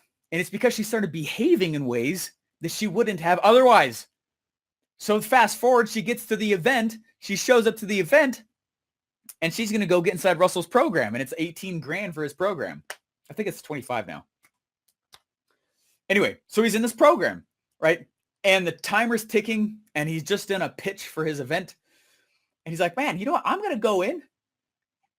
And she goes, I'm going to go in. I'm going to go in and we're going to buy this, but I'm going to buy it with a group of people so we can get kind of a discount. And one of us will just go to these things. Someone says so persuasive. It's just a story. That's why it feels persuasive. And it's hitting home with a Lottie right now, which is why it's persuasive. Okay. So anyways, I sat down next to her. I had just come off a stage a little bit earlier as well. And I sat down next to her and she goes, I'm going to go and we're going to buy in together. And I said, okay, cool. That's awesome. Is it okay if I treat you like a student for a moment? She said, sure. I said, all right, think about this. Do you want the broke person approach or do you want the rich person approach? She's like, dang it. Okay, what's the rich person approach? And I said, instead of you asking, how can I get a discount? It's what I was telling you guys before. I said, you need to start asking the question, how can you afford the most expensive things that this life has to offer? And put yourself in a place of positive pressure and voluntarily place your back against the wall. And she goes, are you serious again? It's $1,800 a month. I have $76 in my bank account right now. This is a true story. Okay, this happened 2 Funnel Hacking Lives ago, 2017, I think. And no, it's 2018. Anyway, yeah, it's 2018. I'd already left by then. Anyway, she goes, are you serious? I said, you did it before. But now if you allow yourself to and have this positive pressure, you're going to be able to move forward and have a blessing that you probably would not orchestrate on your own. Go jump in if you want to. She was like, dang it. And there's like 2 minutes left on the clock. She's like, she jumps up. She runs to the back corner. She slaps it down on a credit card. And within 1 month, she was cash flowing at $10,000 a month because she had the positive pressure to make crap happen. Okay. But that's the whole point. So I would tell that story when it comes to the time and the money thing, because they're garbage excuses that usually they're very easy to get around once people kind of nut up a little. Okay. So I would tell the story here about positive pressure. I named that story eustress. Eustress as in euphoria, right? It's positive kind of stress. It's an actual word. You can go look it up. Euphoria meaning good positive stress like you get from a gym. Anyway, so I'd tell that story, and it would knock the living socks off of that time and money thing. Like, I have tons of people who come internationally. That's not the reason. Anyway, okay, now what we need to do is we need to think about headlines, okay? Or as I call them, promises. A headline is just a promise. And so what I'm going to do is I'm going to sit back and I'm going to start thinking, okay, think about where we've brought a listener so far, a dream customer so far. We have we know the old stories. We have new stories that we're telling them, and it's breaking and rebuilding their beliefs. Now think about what's happening in the mind at that moment. It's a very key moment, okay, where they're like, oh my gosh, and the possibility that what they were once believing, right, is actually false. Now that it's not seeded yet, you understand? It's not actually taken root, but it's just they start questioning, what if there is more time and money in this life than I realize, and I just kind of am sitting behind my own excuses? What if really the fact that I have no product is actually what's been keeping me from rubbing shoulders with those who do have products, who would actually help accelerate me to having a product the right way out of the gate? Oh man, what if, man, it's crazy. What if this actually could solve my problem? And you're right. There's a lot of nerdy individuals who are out there who are geeks and are unethical, and they would be out there and try and take advantage of everybody. And what if this guy, even though he has big eyes and he yells a lot like crazy and he won't shut up sometimes, what if he actually can do what he says he's doing because he's doing it for free right now on the 4th of a 2-hour sessions every single time, right? You see what I'm saying? It places a seed of doubt in their mind that what they've been believing all along is not true. Okay. Now, this is big. You're literally jacking with the way someone sees the world. So be careful with this. A promise or headline is the introduction to the story. They're tied. These two things together, they kind of join together, okay? So on a page, I'm not going to usually just jump straight into the story. I'm going to tell a promise like, hey, you give me a little bit of time and I'm going to teach you how to blank without blank. And then I jump into the story, starting with their old story. Make sense? Okay. And then I'm going to come here and say, oh, I don't have a product yet. No worries. No worries. Oh, and you're nervous because you don't have a product yet. I completely get that. I actually had that major fear for a long time. And in fact, I would probably tell the story of me having that fear also. It was actually an active conversation between my wife and I before I ever went to the first Funnel Hacking Live. And actually it happened again once I went to Russell's Inner Circle the first time. And I remember she and I spoke and I was like, the term I used was outclassed. I said, I feel outclassed. And I don't mean that in a negative sense. I was like, I just don't know how to explain it besides that. I feel outclassed. I feel like I'm going to get made fun of, or I feel like I'm just not going to know what the heck they're talking about over there. It's funny. It's funny someone brought that up. I actually forgot about that. That freaked me out for a long time. So I'm going to tell you how to blank without blank. And this is one of the easiest formats to create new headlines or / promises with moving forward. Okay. Next one, money / time, right? And I'm nervous because in the past, I've done events in the past and there was no ROI. And I tell this thing, really, that's not your fear. You're just trying to name it so that you're logically releasing yourself, even though it feels emotional. Even though it feels logical, it's totally emotional. Eustress, I'll tell the eustress story. But what I'm going to teach you is don't worry about it. Okay, I want you to come in and hear this cool story because I'm going to teach you how to blank without blank.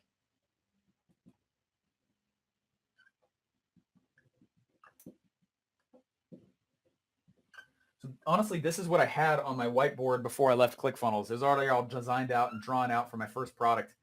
So let me give you some examples here moving forward. So if we're thinking about past events have sucked, hasn't solved my problems in the past, I'm going to teach you how to, oh, my Atlanta. Oh, it's driving me nuts here. Let me rewrite it as we keep moving.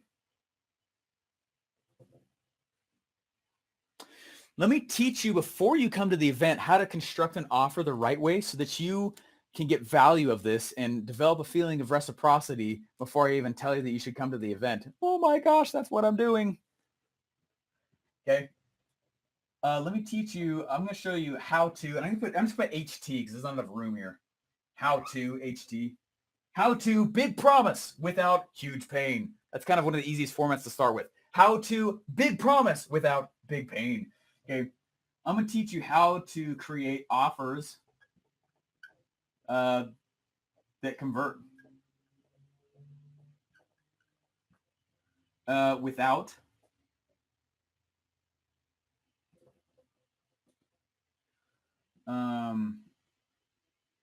let's say without wasting your time. Or say without wasting your time or guessing what should be in it. Okay. So you're wasting your time or guessing. Okay, that's that first one right here. Y'all can probably tell. Let's see, here we go. Okay. Does that make sense? It's all part of that line right there. Let me write the next headline underneath right there as well. Let's see. I'm going to teach you guys how to, so the concern is that you have no product. Oh, you know what? I'll teach you guys how to launch a product that you actually haven't built yet to make sure that you don't waste your time building the product. Oh, snappage, right? That's pretty awesome. And do it ethically, right? No bait and switch, everybody. No bait and switch. Tell it, make it a feature in the sales message. Okay. I'm going to teach you how to launch without a product. That's pretty awesome. Okay, next one. Next little headline here. Next story here. If we got no product, everyone. Boom. There we go. Sorry. Okay. Now, if the concern is time and money, the single question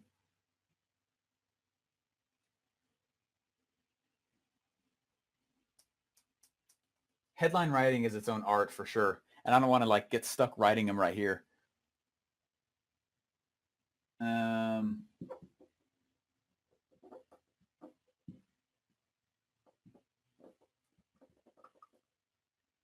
me say the single question shift to get all you want.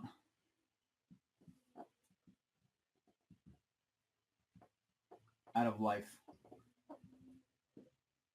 Now understand, like what I'm doing here is I'm writing a headline with curiosity dripping all throughout it. Do I actually tell you the question? No, but I tell you this is the single question that will get you all you want out of life. And the question, right? The question is, I teach that story about questions invite revelation. And do you want broke people questions or rich people questions? Right? Do you want rich people problems or broke people problems? Problems don't change, or problems don't leave, they just change, right? If your issue is about products, well, why don't I just teach you how to launch products without, how about I teach you how to launch without a product rather? Okay. Do I actually end up giving you that formula? No, that's why you move forward in the sale. Okay. Too many times people say they actually drop the ball. They let the dog out. Okay. They go out and they give the answer in the headline. That's not a headline, right? That's a statement. A headline is dripping with curiosity. Okay. I'm going to teach you. Oh, my big issue here, Stephen, is that I don't actually know if this is going to solve my problem. No problem. What if I, before you get here, so you can see the kinds of things that I teach and what you're going to be able to kind of get from this. just more on the kind of a even more granular level. And by the way, OfferMind content is not the same as last time. I'm teaching you, here is a lot of last year's OfferMind. Anyway, I'm going to teach you how to create offers that convert without wasting your time or money or guessing what should be inside of it. And I'll say this works even better if you have an existing product. And then here, if you don't have a product, no worries. I'll show you how to launch with that one. And here it's like, hey, let me tell you the one question that you can just shift around just a little bit, and actually once you answer it, it gives you whatever you want in this life. Does that make sense? Anyway, hopefully that makes sense. Guys, this is very, very key. This is a key moment where we are. This is the transition between the sales message and the offer, and they're tied. Okay, now I want to teach you real fast. This offer. First of all, you have to understand that an offer is a collection of solutions. A product is one solution. Okay, does that make sense? Every product solves a problem, right? Even if it's small. I want to party harder. Don't worry about it. We got party hats for you, right? That's not a huge problem, but it's still solving it, right? You want to feel festive? Here's these party hats, right? It's not exactly a big problem, right? But so every product, so to speak, solves an issue. An offer is a collection of solutions that all relate to one thing. Okay, so what I'm going to teach you real fast here is what I call Xavier. And Xavier is the model to create your core offer. Now, my book that we're putting together is called Your Core Offer. And it's to go in depth on these kinds of things as well and to walk through the creation. By the end, I hate books where you just kind of like learn. You're like, oh, that was neat. I want actual application style book, which is why it's taken so long to actually put together and such. It's intense to write a book like that. It's very hard. Anyway, so what I'm doing though is I'm going through and creating a book called Your Core Offer. And the reason, if you guys want to get on the waiting list, it's yourcoreoffer.com. You guys can see me. I'm actually going to build the book funnel live, which would be cool whenever that happens.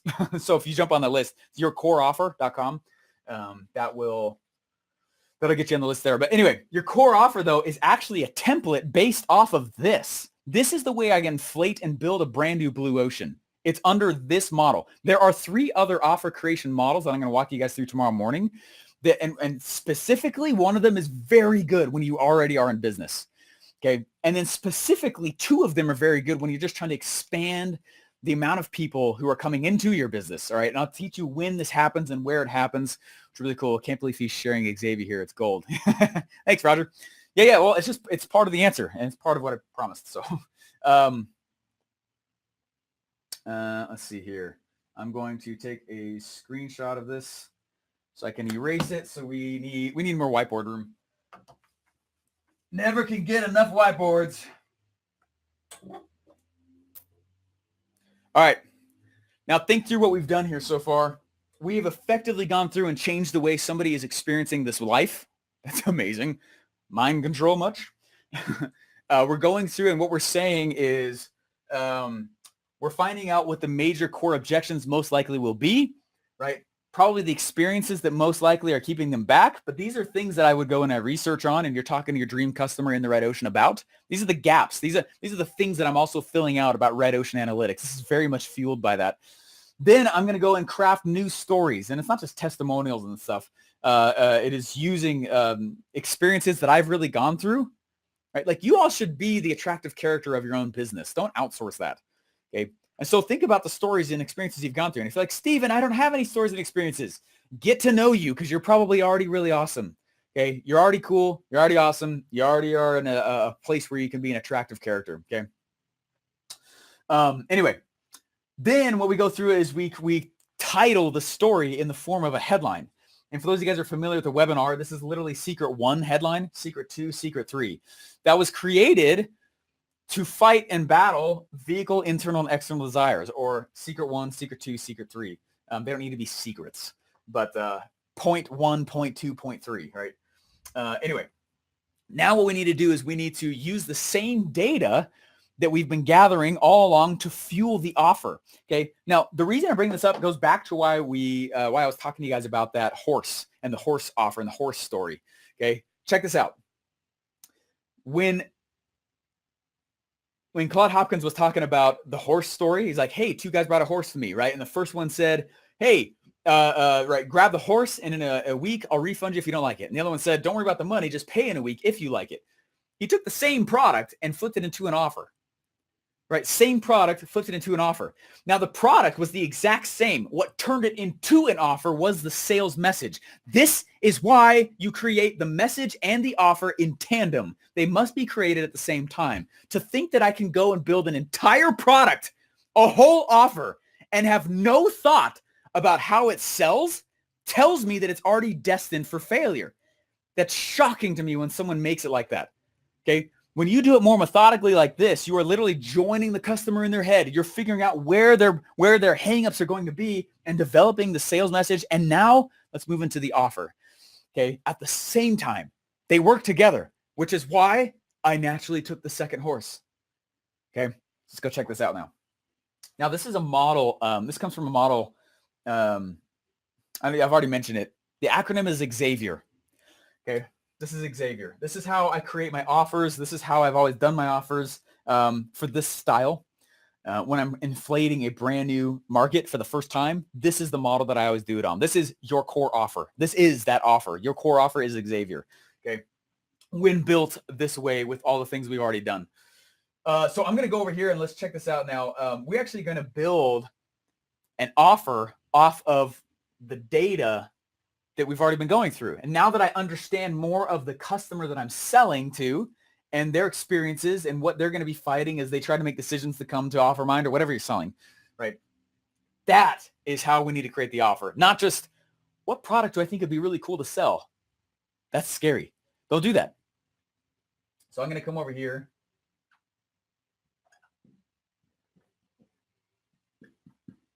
Okay.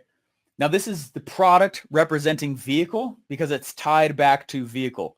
So we're going to create a specific product that helps alleviate the pain and the false beliefs that they're experiencing, right? So here's a story, a new promise, and now a product that will help them realize that belief is not real. Now the same thing is true for internal. Here is a story, a new promise, new belief to help them realize that that internal isn't true. Same thing with external, okay? That's one of the reasons why this works so well is that I'm actually crafting a portion of the offer to be reactive to the red ocean. Oh, baby. Check this out. Okay. Now I'll explain this as we keep going through here. Okay. Xavier, check this out. So here we go. I am crafting an offer.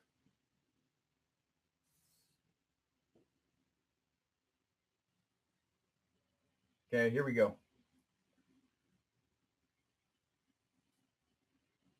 Now let's fill in the blanks. X represents what you want to sell, which differs from A. A is what they want to buy. That's not always the same thing. When ClickFunnels is being sold, when I'm selling ClickFunnels in some of Russell's webinars, like a lot of times when Russell can't get on webinars, like I was the guy who would get on and sell for him to his audience, you know, and the people who are coming in, the micro influencers and such. It's fun. Right? I learned a lot. I'm very practiced in what I do. It's the other reason why I get kind of forward when someone's like, I don't know if this will work for me. Bull crap. I guarantee I've done it for one of his clients personally in your thing. Right? About 500 funnels while I was over there. I lost track. It's around that. Okay. Anyway. X, though, is what you want to sell.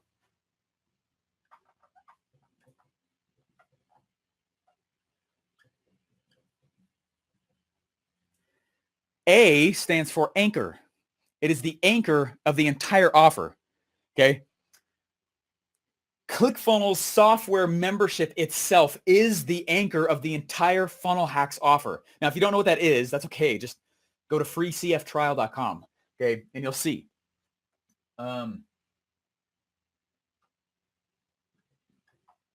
What they want to buy. Holy crap. You're doing all this on us in the process. You're getting the data from us. You're a genius. This is what's going on, right? What? I've done this a lot. All right. Vehicle. Vehicle is the product, right? The V, it represents the product I'm going to place inside of the offer now that is what supports the new belief change and the fact that their old belief is old. Okay.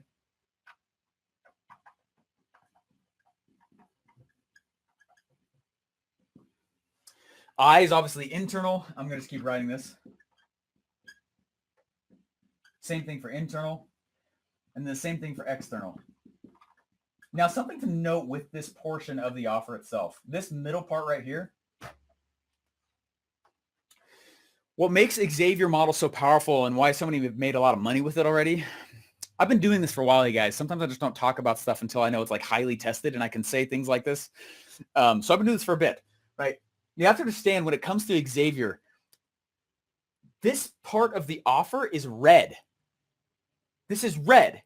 And the reason it's red is because it is reactionary. It is reactive to what I've been finding along the way. It's reactive to false beliefs. Okay. There's a huge pro and a huge con with that. Major con with that. Okay. Steve Jobs even says, I'm not going to be able to directly quote it, but he says something to the effect of, you cannot simply just ask people what it is they want to buy. By the time you build it, they will have changed their opinions. It's something like that. Okay. You cannot just ask people what they want to buy and then give it to them. Okay.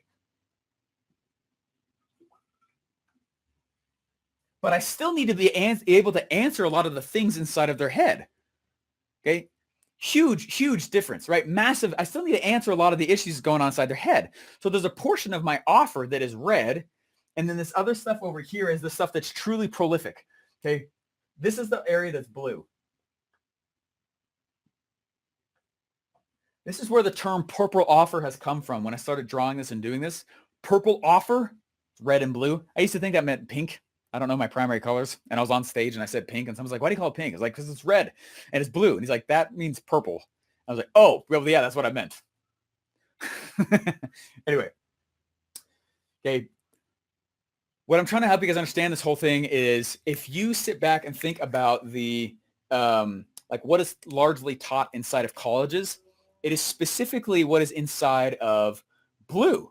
Okay. They're like, hey, I'm going to go in and I am going to make something completely brand new, something prolific, something that nobody's ever seen before. I'm going to find something. I'm going to create something that is like, oh my gosh, the market needs this, but sometimes they don't want what they know they need. Okay. So this is the area of the offer where you're answering what they want, right? Along with a lot of these things up here. Yeah, I'm sorry, with this guy up here. Okay, here is specifically right here, especially anchor and reason to act now. That's a lot of times what they need. Okay, the small. That's the smell. All right. All right. R is reason to act now.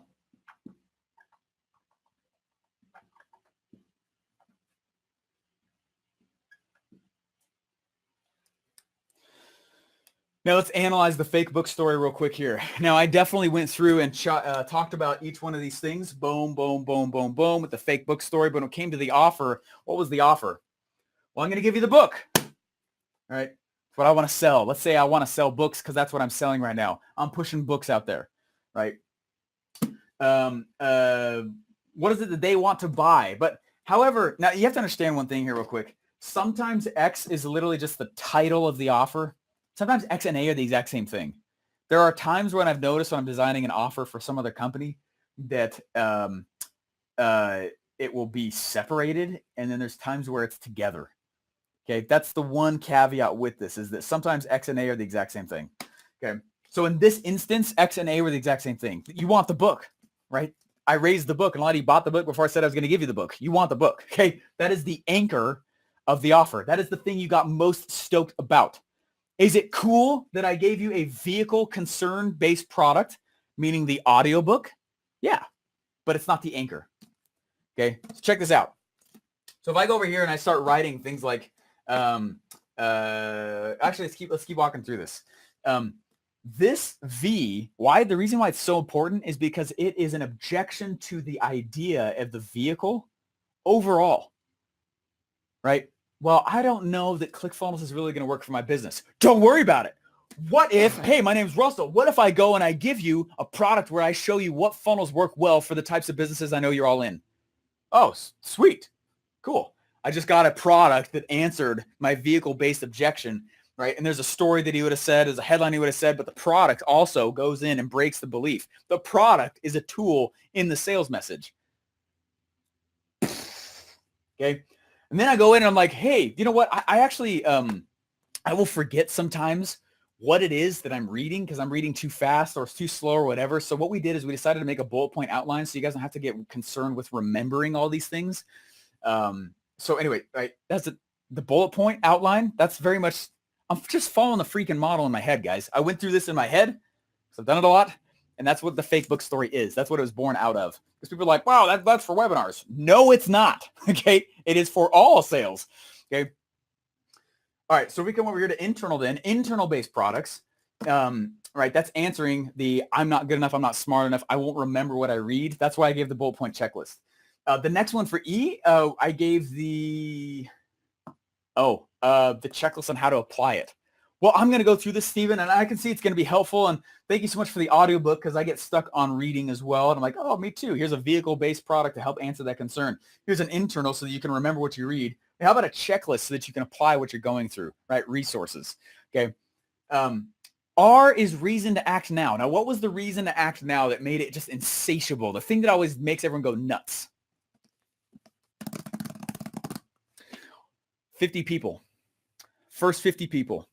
And you notice the way I presented the offer to you as well. I went through it a couple times. So here's what you're going to get, right? Exactly. Here's what you're going to get. You're going to get this. And the first 50 guys, bam. So and then I'll tell a few stories and I know I'll break a few related false beliefs along the way. And I'll do a lot of acts of closing, which are logical reasons to act now. Right? All you guys are going to get the book, but only the first 50 of you guys. I can only do this while I'm here on the event. I can only do it while I know you guys are active participants. I can only do it if you tell me that you're going to go through and actually learn it because he wants a report of all the books that I hand out, right? Logical reasons to act now. That is the act of closing. A lot of R revolves around reasons to act now. I actually have closing built into the freaking offer. That's the other reason it works so well. Okay. All right. So hopefully it's making sense though. So this is a very reactionary portion of the offer. And this is very much a prolific zone of the offer. This is the area that they wouldn't know to ask for, right? It's like Henry Ford even says, if I would have asked people what they wanted, they would have just told me they want a faster horse. They wouldn't know to ask for a car, right? So it's unfair that all of the offer that you create is reactionary. I like the book Ask, right? And I like the book Launch. Those are great books, but the method of offer creation that they create in there is 100% reactionary. You don't actually move in any kind of prolific zone. And if you have an idea as an entrepreneur, those books will jack you up because you don't have an idea to go in and say, hey, I'm going to go in and I'm going to create this brand new thing. I'm going to create this thing that's incredible, this thing that's completely prolific. But let me just be completely reactionary in the way I develop and design and deliver my product to you at the in the first time. Does it make sense? Super cool. Super cool. Hopefully it's been helpful to you guys and you understand why this is such a big deal. So what I would do then is let's create the actual offer.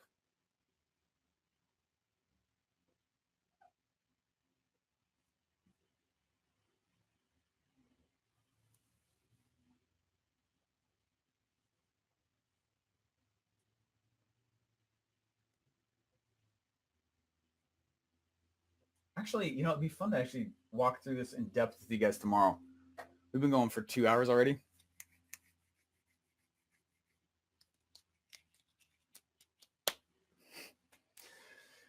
Okay. Makes sense though. Reactionary. You said, so someone said, do you think Ask is not good? It's not that I don't think it's not good. There's a specific offer that I'm going to walk through tomorrow that works very well for it at a specific place in Value Ladders. It is not a good way to create a core offer that represents an entire value ladder. What I'm going to do here, especially and tomorrow, this is what I'm going to walk through. I'm going to walk through what I call value ladder design. And you guys are going to see me as I go and develop a value ladder, right? You guys are going to see there are 4 specific types of offers that you'll see work very, very well inside of these, inside of a value ladder. Now, when I'm creating a value ladder for the first time, right? The value ladder is how I build the blue ocean. The core offer fits in the middle. Okay, so when do I make something that's more expensive, and when do I make things that are less expensive? That's what I'm going to teach you guys. That'll be tomorrow's focus a lot, is walking through that and how it works and the real relationship between all this. Because remember, this is what I need to do here is I need to make sure that there's enough answers in people's brains in the red to come over to the blue. So there are things in my offer that must address their concerns. I mean, guys, human beings are naturally lazy and they want to blame lots of people for a lot of stuff or whatever, right? So for them to stand up and get out of their red ocean and start moving over to the blue, something that may not be completely built out yet, that's pretty amazing. So I still need to soothe some of those fears. Don't worry, you're having those concerns. I get it. Over here, we've got this for you here, so it's still safe. It's a safe place for you to come. By the way, we got this thing that no one's ever seen before. It's going to be really, really amazing too on top of that, right? So what I do then is I go and I create in here the, we assign the values, and I'm not going to go into that dissertation yet. We assign the values, assign the values, assign the values, and I'm going through the stack on each item in the offer, each item. Okay, and at the end, we do a big price drop, and then we do a big reveal of it as well. And if you feel stupid, if you feel stupid going through that, you got to do the whole like African spider on the cheek thing and get over it, okay? Because it's proven to sell, and you're not better than human psychology, okay? So that's it. That's how I developed the sales message and the offer at the exact same time and in tandem. Part of their false beliefs is what fuels the core, but I still have playground zone to go into for things in the top and the bottom. This is the reactionary phase of the offer, and this is the prolific phase of the offer. This is the stuff they wouldn't know to ask for. Hey, Steve Jobs, can I please have a sweet touch screen on my phone? And by the way, I want to be able to check my email and Facebook and all the internet at the exact same time. Like what? No one would know to ask for that. We would have asked, can I get a sweet, a cooler flip phone? You know what I mean? But you still have to be able to go in and react to what people are saying. I can't go in. Guys, what's interesting is like, so the internet became publicly available, right, in 1991. It was already being used like crazy ahead of time. Okay, but there's all these fears and these, we wouldn't know to ask for that. That's the point. Okay, so you need to be able to know that you have playground zone as an entrepreneur for sure. But most of what you deliver is just giving them what they're asking. Okay, and then on top of that, so after you deliver what it is that they're asking, on top of that, you can go and you can develop whatever it is that's super amazing that they would have no idea that they should ask for. That as a consumer, we're just not smart enough to go in and say, I really wish you develop a car. It's like, no one knew what that was, like straight sci-fi crap, probably, you know what I mean? Right from the beginning. Anyway. All right, you guys. Hey, appreciate it. Appreciate everything you're doing. And hopefully I've broken a lot of your false beliefs. OfferMind is insane stuff. It's really good. It's better than my entire marketing degree. What you just went through is better than my marketing degree. I'm not bad-mouthing school. But just the concepts are old. And it's mostly built for corporate marketers. It's not built for actual small entrepreneurs. Very different styles. Yeah, Funnel Scripts is awesome. Funnel Scripts is a great tool. Definitely. I still use it. Xavier, good crap. Xavier's been detrimental in my biz and in the way I create my offers now. Gracias, Steven, for making it so simple. I'm glad. Hey, thank you so much, man. I appreciate you're on here. That's really cool you're here. Holy crap, you're doing all this out of the Yeah, Richard, I'm glad you figured that out for sure. Richard, I thought the same thing, especially when it's talking about our beliefs. We thought about having an OfferMind. I'm learning for sure the difference between X and V. Oh, so V represents the reaction to seeing the blue, right? That's what we're doing over here. We're gathering the objections to when they see this for the first time. And so we want a product. Like I already have the idea for this, right? You already mostly likely have the idea for the product itself. But what we're gathering is their reaction to it because we're gathering objections, right? We want to get to the no as fast as possible. So we get to the no as quick as we can. But what are they saying no to? X, right? They're saying no to the blue zone. And so we want to create a product that is reactionary to that, but then also addressing their internal insecurities on doing it, their external resources on also being able to pull it out, but then a reason to act now, why it's just truly crazy if they don't take action. Yeah. Can you give an example of each? Yeah. Can you make an example of Xavier for yoga practice? When X and A are the same, when are they different? I don't know if I can answer that here. It's very situational. Sometimes it's just the title. Often what it really is that if it's a brand new entrepreneur, usually they're the same thing because they don't have enough products to put in those slots. So I'll just make X the title. This is what I want to sell, the title of the offer. Okay. A is the thing I know none of you guys would be able to ask for. Like when I was selling to the MLM space right at the beginning, I was selling them funnels. They wouldn't know to ask for that because it was literally the thing of the ocean that I was bringing to them. You know what I mean? They wouldn't know to ask for funnels. And frankly, beyond that, they wouldn't know how to build them. And so I thought, well, I was the lead funnel builder at ClickFunnels for a while. Like that's a pretty unique thing. Why don't I go build funnels for them? They wouldn't know to ask for something like that. So that's why it's the anchor. As soon as they saw the funnels, they're like, holy crap. Everything else is awesome, but they have to have the A, right? They have to have anchor. Let's see. OMG, no, keep going. Deep dive is freaking amazing. Lost connection. Oh, that's not good. Bowing to your epicness.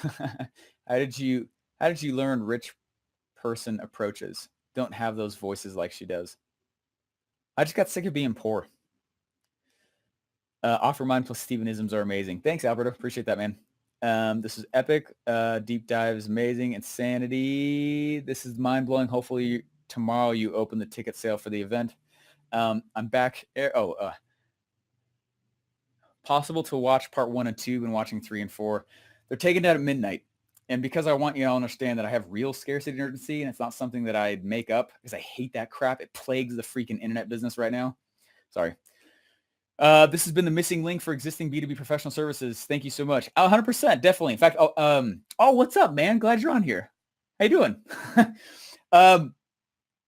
There's a lot of B2B space that uses this. Thank you for this. It's been epic. Appreciate it, guys. Thanks so much. Now, real quick, just so you can see an example, and then we'll be done. I'm going to use, again, ClickFunnels just because, frankly, it's probably the thing you're all most familiar with because that's who I sell into, like I taught you. So check this out. So we've got, right, Russell's like, hey, I want to sell this thing called the Funnel Hacks webinar. Or I want to sell this thing called Funnel Hacks. Right. Well, what was the actual thing that you got from that? It was an actual program called Funnel Hacks, right? That was it. That was it right there, right? Sorry, the title of it was Funnel Hacks. What's the A of the offer, though? What's the actual anchor? What's the thing they are most excited about when they see the Funnel Hacks webinar? ClickFunnels, right? They want ClickFunnels. Everything else he gives is amazing, but it means nothing if they don't get ClickFunnels, right? That is an anchor. That's the reason why we said, hey, thanks, Roger. Yeah, definitely, right? Right? They want ClickFunnels. Give me ClickFunnels or give me death, right? The vehicle. Now, what am I going to say the moment I see something like ClickFunnels? This is so cool, but knee-jerk reaction time. What is going to be my vehicle-based objection? What will I object to ClickFunnels? I know what it is. I want to see if you say it, though, because you probably will. What is my big hang-up? I think that would be so cool, but does it? But will it? Yeah, Trevor, right? I have a WordPress site, or it's complicated. Right? Definitely. I'm not techie, right? Learn how. You guys are literally saying exactly the things we've designed in this, okay? 100%. 100%. And we know that, and I know that, and we see that. So what do? We create a program, and the actual program itself, there's a 6-week masterclass that walks you through everything, okay? What is it doing? It's addressing the vehicle-based concern to the anchor. It's addressing the vehicle-based concern that is reactive to this new thing. Cool, but right? And we all freak out about it. That happens every decision ever. This is why I designed it this way and put it in this way. Okay, so if I come here, 6-week masterclass.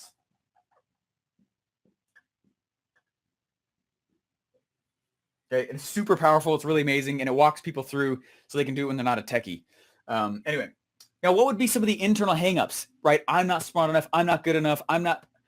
With the one that we tackle, because those are all true, but we do address a lot of that stuff inside vehicle. So the one that we chose, the one that ClickFunnels chose the tag, one Russell chose the tackle in that one, is the writing.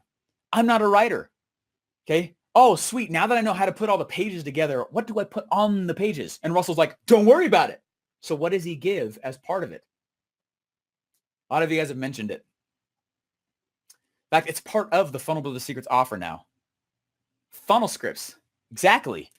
Funnel scripts addresses the internal based hangup that they see when they see this blue.